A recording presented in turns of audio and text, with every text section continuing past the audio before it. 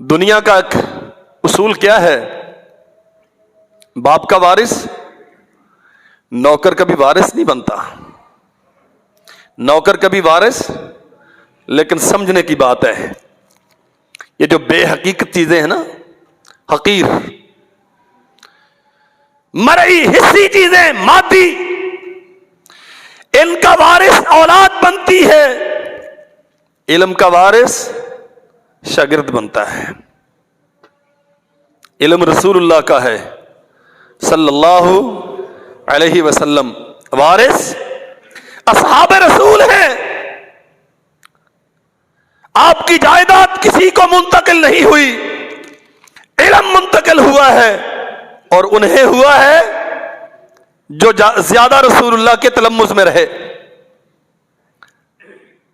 سالم عبداللہ کے حقیقی بیٹے ہیں،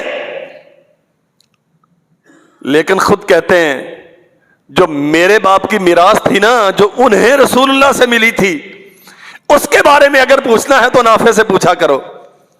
اللہ اکبر۔ اور امام مالک رحمت اللہ علیہ، تو سوتے رہا کرو، بالکل نہ بولیا کرو کسی کام تے نا۔ استاد ہے نافع امام مالک کے، کہا اذا قال نافع شیئا فاختم علیہ، جب نافع رسول اللہ کی طرف سے کوئی حدیث بیان کریں تو اس پہ مہر لگا دو کہ وہ سچی ہوتا ہے، نافع جھوٹ نہیں بولتے۔ اللہ اکبر۔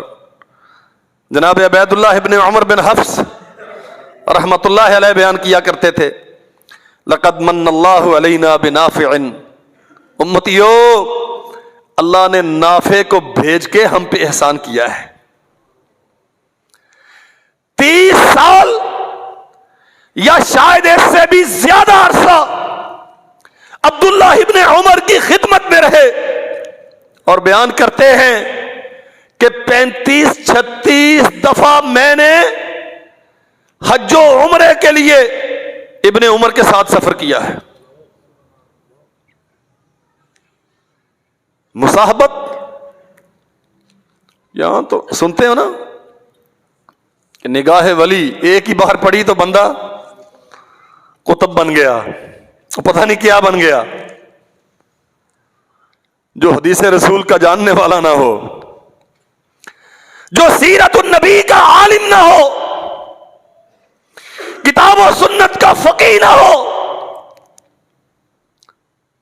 وہ کتب ہو اکتاب ہو، وہ سب کچھ ہو سکتا ہے، میراث رسول کا وارث نہیں ہوتا۔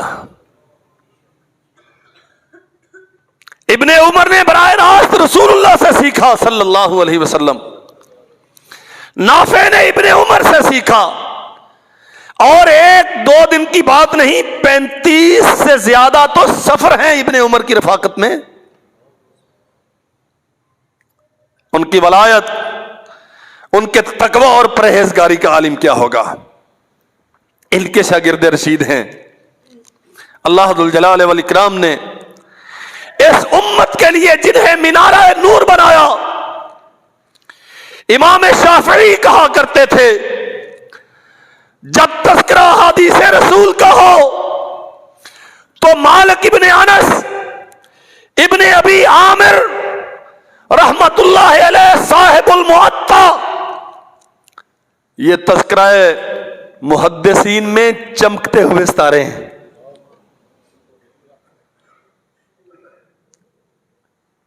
نہ بہت سارے اہل علم سے مدینہ منورہ میں انہوں نے پڑھا، قرات کا علم سیکھا، احادیث رسول کا علم سیکھا، اور پھر تمسک اختیار کیا ابن عمر کے ساتھ، ابن عمر کے شاگرد نافع کے ساتھ۔ سن 123 ہجری میں جب حضرت امام نافع رحمت اللہ علیہ دنیا سے تشریف لے گئے تو ان کی مسند ارشاد پر پھر بطور مفتی بیٹھے، اور اللہ ذوالجلال والاکرام نے لمبی عمر عطا کی، قریب 60 سال محمد رسول اللہ کی حدیث کی تدریس کا تجربہ اللہ نے انہیں عطا کیا۔ اللہ کی قسم، روئے زمین پہ ان سے بہتر لوگ چشم کائنات نے دیکھے نہیں. جو رسول اللہ کی حدیث پڑھنے والے، رسول اللہ کی حدیث پڑھانے والے اور زندگی ساری اس پہ کھپا دینے والے. کاروبار تو اس زمانے میں بھی ہوتے تھے نا، گزر بسر کا سامان تو تب بھی چاہیے ہوتا تھا. انسان اپنی فطرت میں تو تب بھی ایسا ہی تھا. اچھا مکان ہو، بہتر سواری ہو، آسانیاں ہوں، آسائشیں ہوں. یہاں کیفیت کیا ہے؟ مالک ابن انس ابھی تعلیمی دورانیہ روا ہے، شادی شدہ تھے. اس زمانے میں یہ مصیبتیں نہیں تھیں کہ قرض اٹھا اٹھا کے اسے کالجوں میں، یونیورسٹیوں میں پڑھاتے رہو اور جب تک 2-4 جگہوں سے اعتراض نہیں آئے گا، بد کرداری کی تہمت نہیں لگے گی، تب تک شادی نہیں کریں گے. تب یہ رجحانات نہیں تھے. بچی چھوٹی ہے اور بھوک سے بلک رہی ہے، گھر میں پلانے کے لیے دودھ نہیں ہے. اولاد والے سمجھتے ہیں نا، انسان خود بھوکے پیٹ ہو تو برداشت ہو جاتا ہے، لیکن جب اولاد روتی ہو بھوک کی وجہ سے تو پھر برداشت نہیں ہوتا. اٹھے اور زور زور سے چکی چلانا شروع کر دی. خالی آپ یہ کیوں چلا رہے ہیں؟ کہا بچی روتی ہے، پڑوسیوں کو شک گزرے گی کہ شاید آج مالک بن انس کے گھر میں بچی کو پلانے کے لیے دودھ نہیں. شور کر رہا ہوں کہ اس کی آواز اس کے شور میں دب جائے.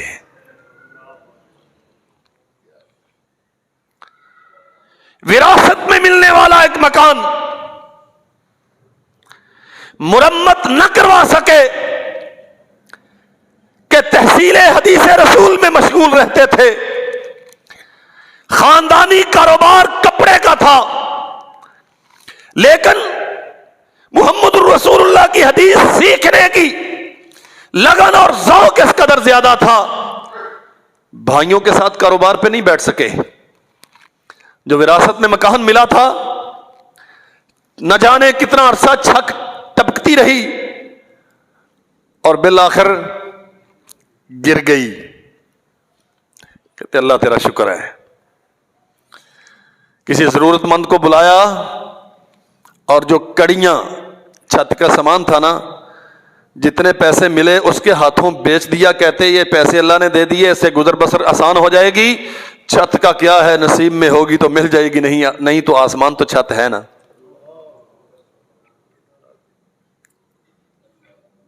یہ علم اتنی آسانی کے ساتھ نہیں ملا کرتا. اور میں یہ تاریخ پڑھ بھی رہا تھا اور سوچ بھی رہا تھا. امام مالک کا نام اپنے بگانے سارے جانتے ہیں. حدیث رسول کی اولین باقاعدہ معتبر صحیح روایات پر مشتمل کتاب الموطا تالیف کرنے والے حضرت امام مالک، امام دار الہجرہ. اللہ کی قسم، اور کچھ بھی آپ کے تعارف میں نہ ہو تو رسول اللہ کی مسجد کا امام ہونا اور ممبر رسول کا خطیب ہونا چھوٹی بات ہے. امام دار الہجرہ، یہ لقب، امام تو اب بھی موجود ہیں، امام ان سے پہلے بھی تھے. محمد بن مسلم بن شہاب الزہری بھی تھے، ان کے استاد ہیں. نافع بھی تھے، انہی کے استاد ہیں. معروف قاری قرآن نافع بھی تھے، وہ بھی ان کے استاد ہیں. فقہائے سبعہ مدینہ بھی تھے. لیکن تاریخ میں کسی کو امام دار الہجرہ کہا گیا تو وہ مالک بن انس ہے. شیخ الاسلام، حجت الاسلام، بھائی بھی تھے نا. دنیا کتنوں کے نام جانتی ہے، برادری ہوگی بہتوں کے نام دنیا جانتی ہے، لیکن مالک کا صرف نام ہی نہیں جانتی۔ اللہ کی قسم یہ ساری انسانیت جو آج تک حدیث رسول پڑھتی ہے اور حدیث رسول پہ عمل پیرا ہوتی ہے، یہ مالک بن انس کے لیے صدقہ جاریہ ہے۔ امام مالک نے حدیث پڑھائی امام شافعی کو، امام شافعی نے حدیث پڑھائی احمد بن حنبل کو، احمد بن حنبل نے حدیث پڑھائی امام بخاری کو، اور دنیا اس وقت تک کسی عالم کو عالم نہیں مانتی جب تک وہ امام بخاری کی لکھی ہوئی صحیح بخاری نہ پڑھ لے۔ یہ ساری انسانیت مالک کے بھائی کتنے تھے نہیں معلوم، کاروبار کتنا تھا نہیں معلوم، رہتے کہاں تھے دنیا نہیں جانتی، لیکن مالک کے بارے میں تاریخ لکھتی ہے جو اپنا وراثتی مکان تھا اس کی چھت گر گئی، غربت اتنی تھی، لیکن حدیث رسول سے محبت اور عقیدت اتنی تھی کہ یہ سلسلہ منقطع نہیں ہونے دیا۔ اور ایک وقت وہ بھی آیا جب اللہ ذوالجلال والاکرام نے عبداللہ ابن مسعود کا مکان امام مالک کو رہنے کے لیے دے دیا۔ اللہ اکبر، کیا وقار اور شان تھا۔ اور محمد الرسول اللہ صلی اللہ علیہ وسلم کی حدیث کی خدمت کا کیا شاندار معیار قائم کیا۔